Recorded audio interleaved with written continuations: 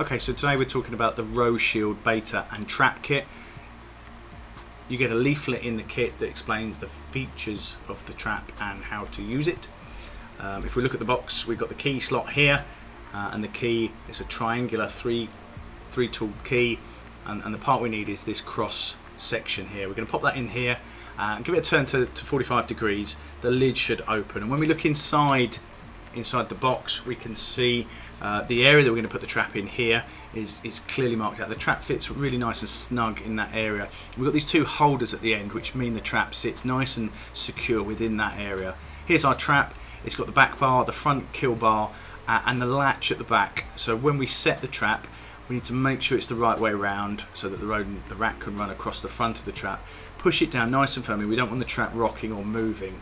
And you can see there that the rodent will pass in through this way and onto the trap. It can also pass the other way as well. So we're going to need to bait the trap, and we're using the Roshield rat and mouse attractant. You can use other things like chocolate spread, peanut butter, or anything else that the rats have been feeding on. It's often a good idea to match the food on the trap to what the rats have been feeding on to make them accept the trap more readily. So we've baited the trap in the bait well there, as you can see here. And now we need to set the trap. So setting the trap is very simple. Just with a thumb, push down until the back bar catches in the catch. The trap is now set, and it's really important that we don't put our fingers anywhere near that kill zone there, otherwise we might get them caught. If we close the lid, turn the key, and the bait box is now ready to put in the position that the rat activity has been seen in.